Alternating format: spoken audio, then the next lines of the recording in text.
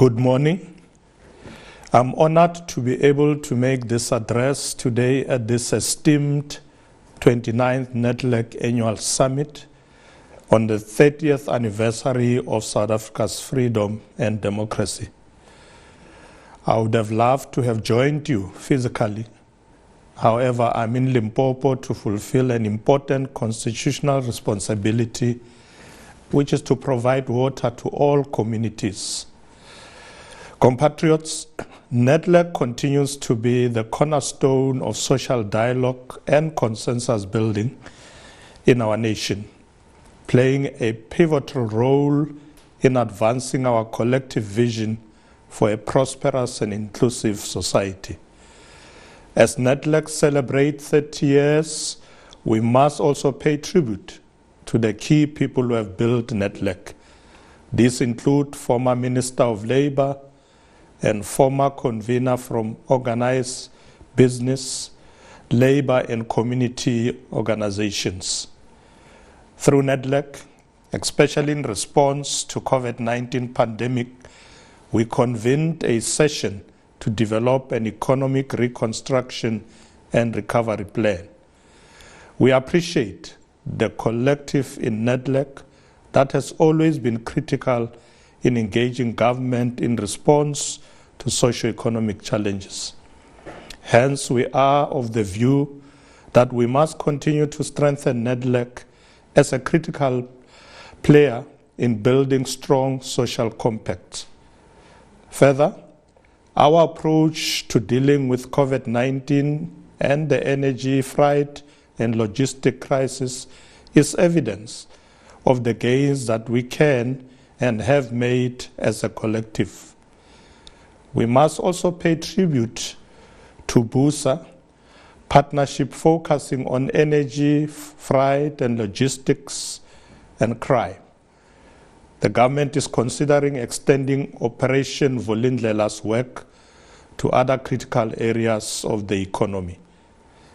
And it would appreciate the same social partnership to make these areas work.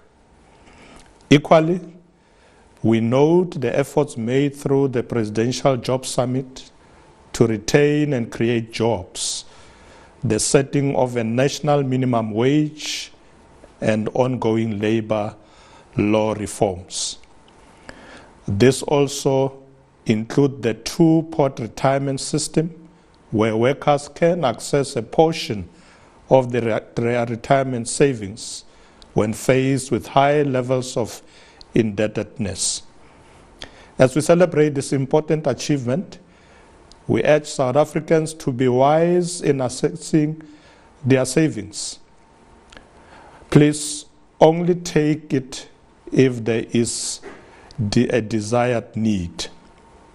Ladies and gentlemen, Nedlac has also assisted in framing significant legislation such as Basic Conditions of Employment Act, Labor Relations Act, and Employment Equity Act, thereby giving effect to the rights guaranteed by the Bill of Rights in our Constitution.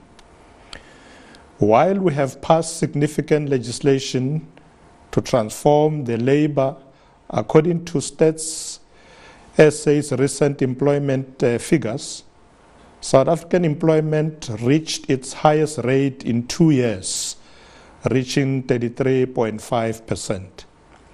In this regard, government remains committed to addressing unemployment, among others, through the Presidential Youth Employment Intervention, which has established South African Youth Mobi as a zero-rated platform for unemployed young people, with over 4.3 million engaged and 1.6 million secured opportunities. Moreover, the Government of National Unity has resolved to dedicate the next 5 years to actions that will advance 3 strategic priorities: to drive inclusive growth and job creation, to reduce poverty and tackle the high cost of living, and to build a capable ethical, and developmental state. I want to assure you that the Government of National Unity's commitment to protecting and extending labor rights to all workers remains resolute. Our goal is to encourage fixed capital investment, industrialization, job creation, and the transformation of our people's lives.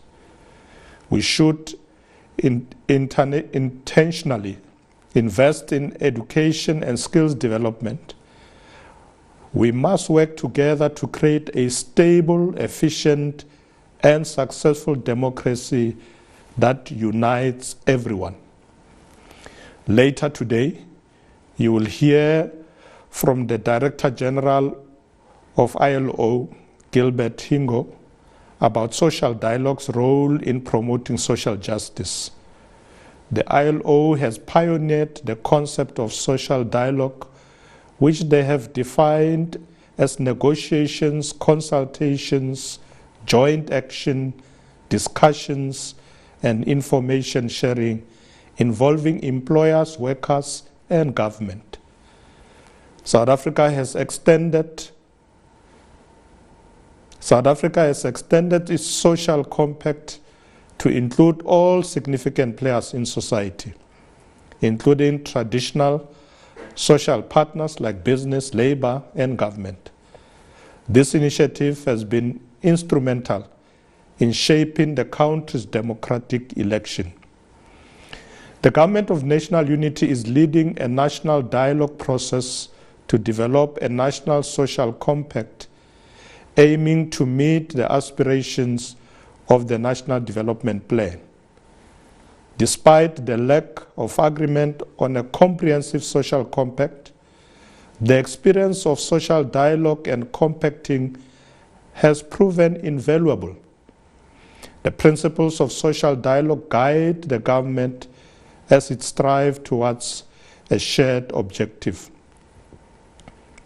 The government is committed to involving public participation and social partners in addressing economics, unemployment, inclusion, service delivery, social protection, and combating corruption, sexism, racism, and homophobia. We envisage the national dialogue process as an opportunity to do two things. Firstly, to build a social contract with the people following the election campaign, which showed low trust and poor voter turnout. By engaging with citizens, the aim is to inspire trust and support for the National Development Plan and its medium-term development plan implementation. In this regard, the social partners at Nedlac, in partnership with the Department of Planning, Monitoring and Evaluation, have conducted a 30-year review of the period, focusing on achievements, lessons, plans for the future. We will use these partners' inputs to finalize the government's medium-term development for 2030. Secondly, we see the national dialogue process as an opportunity to secure commitments from stakeholders who can carry a mandate to collaborate with government to achieve common goals. Your role in this regard is imperative for securing collaboration on critical socio-economic issues. The national dialogue will address unresolved issues affecting South Africans, particularly the impoverished, by developing a solid economic transformation strategy. However, the government has yet to finalize the modalities of the national dialogue, and it is likely to be more encompassing of stakeholders and issues than what occurs at Nedlac.